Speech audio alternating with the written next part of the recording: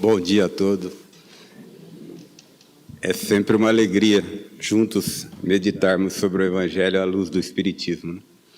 Hoje nós vamos dar continuidade no capítulo 5, um dos mais importantes. Todos os capítulos do Evangelho segundo o Espiritismo são importantes e trazem grandes lições.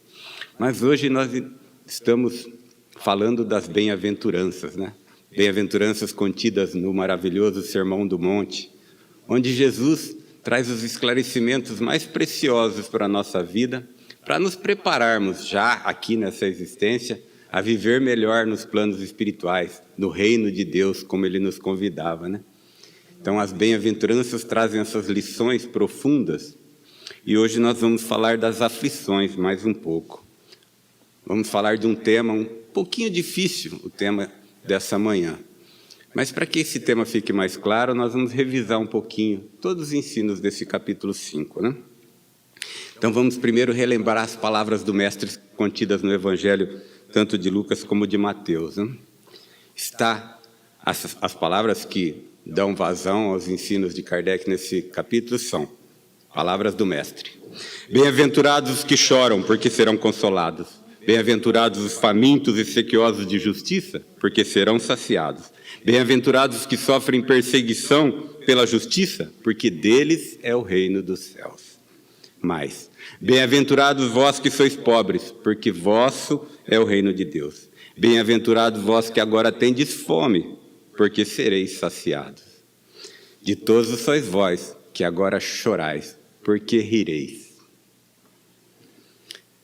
Jesus consola, dá esperança, mostra um futuro melhor a todos nós que estamos nesse planeta de provas e expiações, passando por momentos difíceis na nossa existência terrena.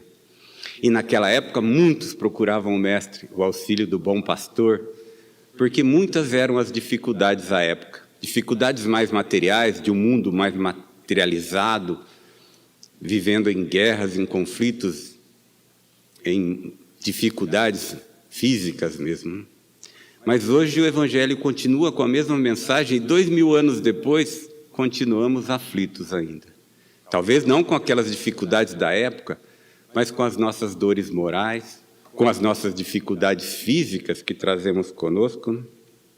E a todos nós o Evangelho continua dizendo: bem-aventurados os que sofrem, serão consolados, hoje sofrem, mas amanhã estarão melhor. Então o Mestre continua esclarecendo que as dores, por mais difíceis que sejam, são passageiras, né? São momentâneas na nossa existência. E o Espiritismo, Kardec, auxiliado pela espiritualidade, traz nesse capítulo 5 uma compreensão clara do que o Mestre queria dizer com essas palavras. Porque nós temos uma certa dificuldade de compreender que eu posso ser feliz estando sofrendo. Não é meio antagônico, né? Mas a razão nos leva a compreender o porquê de tudo isso, né? Através desse capítulo. Então, eles começam dizendo que Deus é soberanamente justo e bom. Que Deus não age com caprichos, não é parcial, não escolhe privilégios para ninguém. Olha, se Deus é justo, se Ele tem também misericórdia, todas as dificuldades pelas quais passamos são justas, senão Deus não seria justo. Então não há acaso nas leis divinas, não há acaso nas nossas existências. E eles nos explicam que as dores que passamos aqui partem basicamente de duas causas. Uma, pelo que fazemos nessa mesma existência. Então nós tomamos atitudes, nós trazemos pensamentos, ideias, nós vivenciamos em sociedade com algumas dificuldades, com algumas falhas de caráter, de personalidade, e erramos. E esses erros trazem resultados nessa própria vida. Então, grande parte das dificuldades que passamos são reflexos da nossa própria existência atual, das escolhas que fazemos. Mas, às vezes, nós estamos sofrendo desde o nascimento, ou com perdas de amigos queridos e tudo mais, e a gente não encontra nessa vida nenhuma causa. Eu não fiz nada que pudesse desencadear isso. Então, eles nos dizem, aí são das nossas vidas passadas, das nossas encarnações, das escolhas que fizemos nesse nosso passado. Se estamos numa escalada de evolução, é óbvio que erramos muito mais no nosso passado do que acertamos, não é? Senão nem estaríamos mais aqui nesse planeta.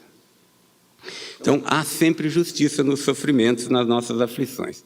Pensando nesse sentido, então, eu devo tentar superar as aflições, se elas são justiça divina? Devo lutar contra elas?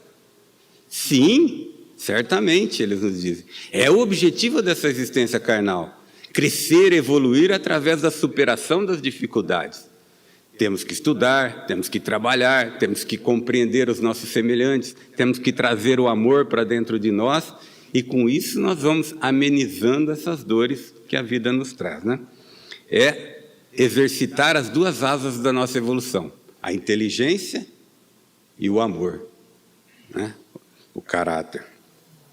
Mas nem todas as aflições que nós trazemos têm possibilidade de solução, não é? Algumas nós temos que conviver com ela.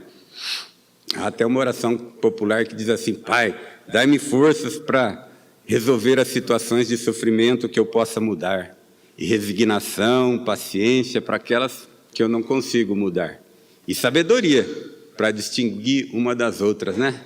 No ditado popular a gente vai ficar dando murro em ponta de faca, né? Assim popularmente a gente fala. Então a espiritualidade conclui assim, resumindo o que é bem-aventurados os aflitos.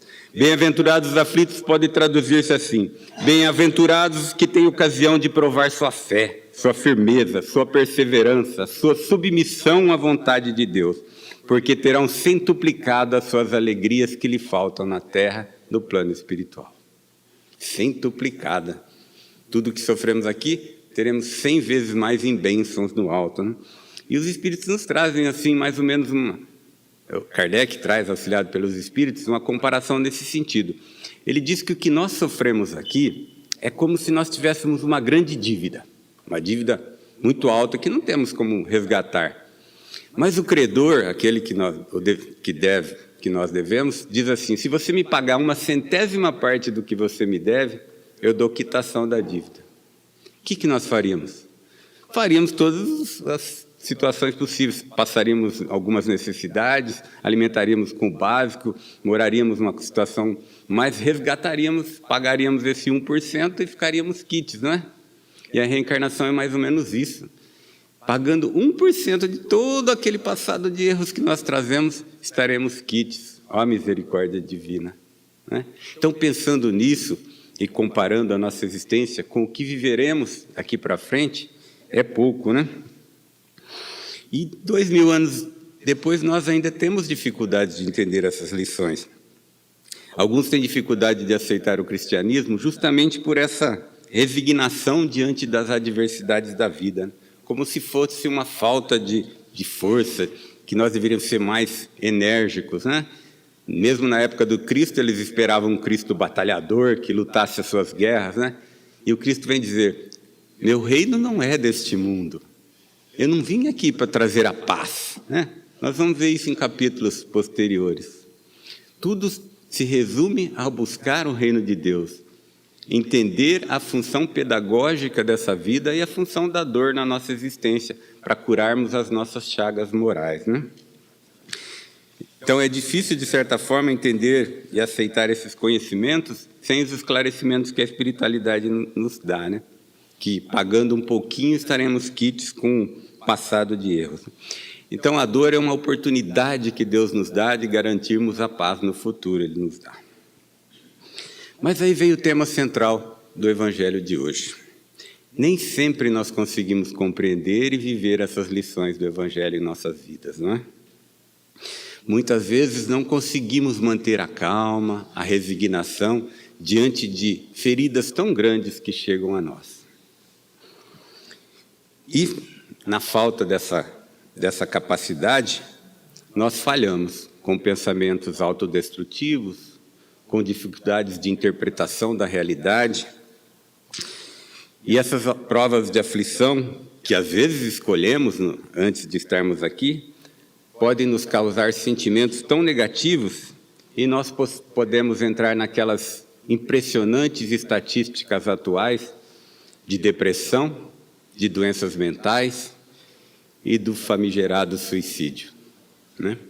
Quantos de nossos irmãos não tendo essa compreensão que o Evangelho nos traz, não tendo a clareza do porquê dessa nossa existência terrena, se deixam levar, trazendo ainda mais dores para a sua existência terrena, né?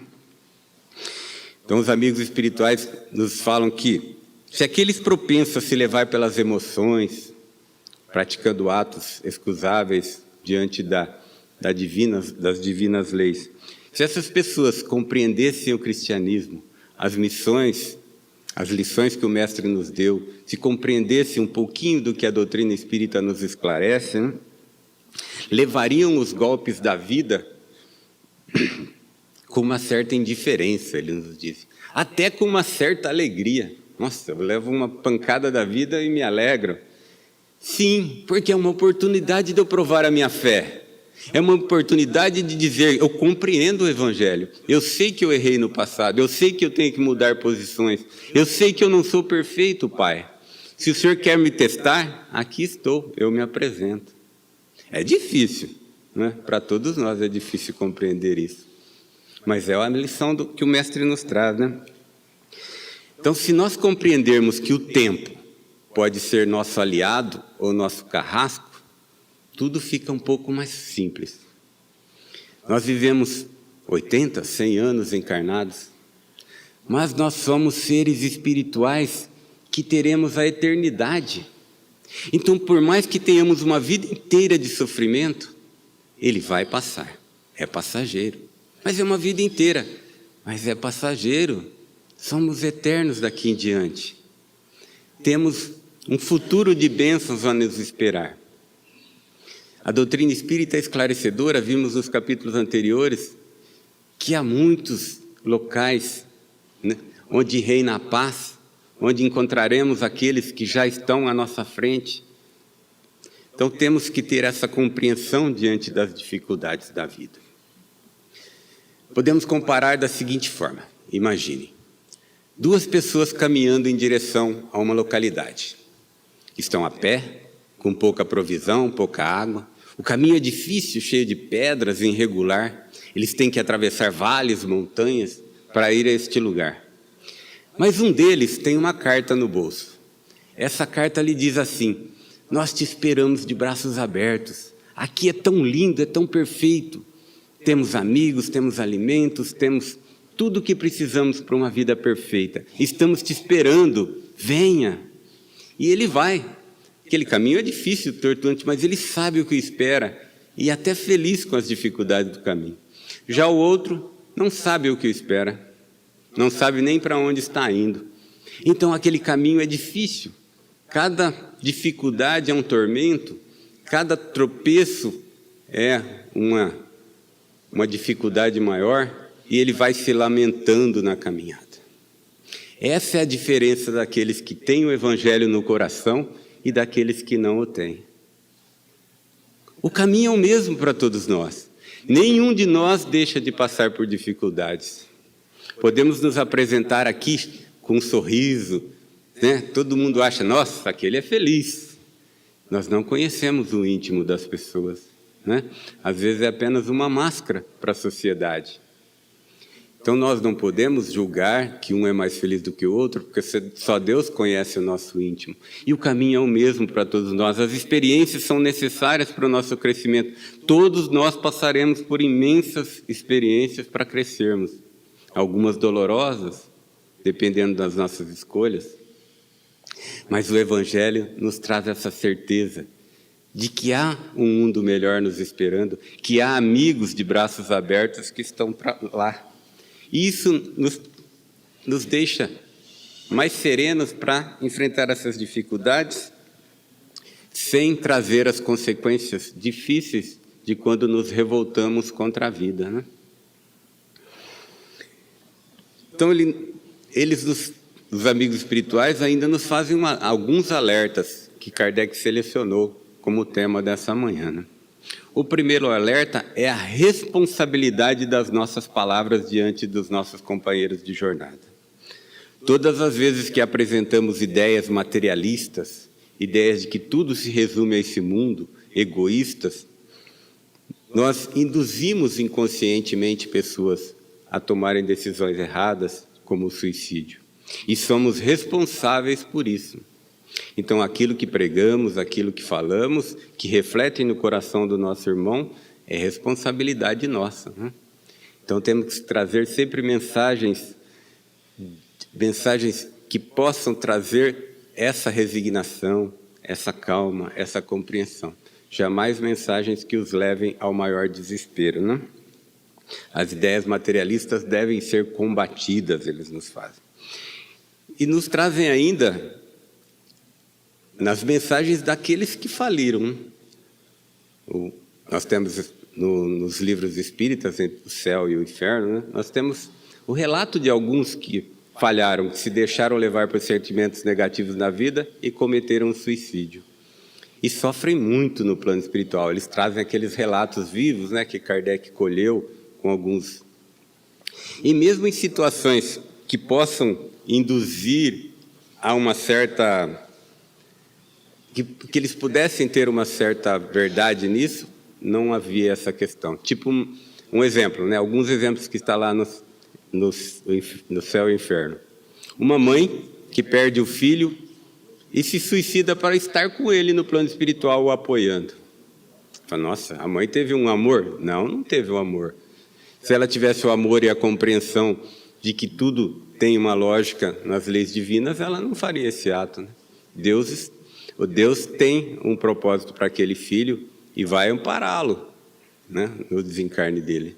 Então, não é porque um filho vai antes de nós que nós vamos perder o amor a essa existência, né? Um pai que tira a própria vida para que o filho não vá para a guerra, porque ele fatalmente morreria. Eles dizem, quem garante que ele morreria na guerra, né? Então, nenhuma razão pode dar crédito a tirarmos a nossa existência em benefício de algo, né? Mas aí Kardec pergunta assim, se alguém que se acha desgostoso da vida, mas não quer extingui-la com as suas próprias mãos, não será culpado se procurar a morte no campo de batalha, com o propósito de tornar a sua morte útil na batalha? Ele fala, não, isso também é suicídio. Se ele sabe que vai desencarnar na batalha, isso não é coragem, né? O verdadeiro devotamento consiste em não temer a morte quando se está sendo útil ao próximo. Quando colocamos a nossa vida em risco para salvar alguém. Isso é meritório. Mas, mesmo que façamos isso com o objetivo de também deixar a existência, já se torna um suicídio, né? Então, o homem se expõe a um perigo iminente para salvar a vida de um de seus semelhantes, sabendo de antemão que sucumbirá. Pode ser considerado isso um suicídio? Ele pergunta. Desde que o ato não entre com a intenção de buscar a morte, não há suicídio, mas sim devotamento e abnegação. Quem pode dizer que realmente ele vai sucumbir, né? Então, tudo tem nuances. Tudo nós temos que entender o verdadeiro sentido daquele ato, daquela busca. Tem uma palavra bonita aqui, deixa eu pegar aqui, que eu me perdi. Mas o Espírito nos diz assim, em tese geral, pode afirmar-se que a felicidade é uma utopia, uma ideia, não uma realidade, cuja conquista as gerações se lançam sucessivamente sem jamais lograrem alcançá-la. Se um homem ajuizado na terra é uma raridade nesse mundo, um homem absolutamente feliz jamais foi encontrado. Então, não há felicidade nesse planeta de provas e expiações. Sabendo disso, todas as dificuldades por que venhamos a passar, tem essa justiça, né? Para finalizar, tem um texto maravilhoso no Evangelho, nesse capítulo 5, que quando vocês estiverem sentindo esse sentimento dito aqui, leiam, ajuda na nossa melhora íntima. Se chama A Melancolia, de um amigo espiritual. E ele nos fala mais ou menos assim. Sabe que às vezes uma vaga tristeza se apodera dos vossos corações e leva vocês a pensarem que a vida é amarga, difícil? É o vosso espírito aspirando à liberdade. Ele está cansado de estar preso ao corpo. É uma prisão e às vezes ele se esforça para sair. Como ele reconhece que está preso, que seus esforços são inúteis, vem o desânimo, vem aquela languidão, vem o abatimento, e você se julga infeliz aqui na terra. Ele diz: crede-me, resiste com energia a essas impressões que enfraquecem a vossa vontade. São inatas ao espírito dos homens as aspirações por uma vida melhor. Mas não esperem que essas aspirações venham neste mundo. Aguarde pacientemente o anjo da libertação, que um dia romperá os liames que te mantêm preso ao corpo. Lembre-se, durante esse degredo na terra, vocês têm que desempenhar uma missão. Às vezes vocês nem sabem qual missão é essa, mas vocês têm que cuidar da sua família, têm que cumprir as obrigações que o Pai colocou nas suas existências. E no decurso dessa vida, desse degredo provação, vão desabar dificuldades, inquietações, tribulações, mas sede fortes, corajosos, suportai-as, afrontai com resolução. Duram poucos as dificuldades da vida e vos conduzirão à companhia dos amigos por quem chorais hoje. Jubilosos um dia eles você receberão de braços abertos e os guiarão para regiões inacessíveis às aflições da terra. Sede pacientes. Linda essa mensagem, vale a pena ler. E a literatura espírita é grande também em nos trazer o relato daqueles nossos irmãos que foram exemplos para nossas existências, que viveram vidas de devotamento e dificuldade, com dores físicas, mas mesmo assim amparando seus irmãos de caminhada, e que quando eles são recebidos no plano espiritual, quando os amigos espirituais resplandecentes de luz os recebem após o desencarne, são momentos únicos, momentos em que trazem a eles uma felicidade tão plena, tão perfeita, que nesse momento a mensagem de Jesus se torna tão real. Bem-aventurados os aflitos, porque deles é o reino dos céus. Que nós possamos ser recebidos assim um dia, né? Mais um lembrete importante para finalizarmos. Esse é do Chico. Ele diz mais ou menos assim. Lembrem, né? O amor cobre uma multidão de pecados. Olha o que ele nos diz. Toda vez que a justiça divina nos procura para um acerto de contas e nos encontra trabalhando em benefício dos outros, ela manda que a misericórdia divina, que a cobrança seja suspensa por tempo indeterminado. Então, se chega o momento das nossas aflições e nós estamos trabalhando no bem, amparando os nossos irmãos, fazendo a nossa parte para esse mundo estar melhor, a cobrança é suspensa por tempo indeterminado.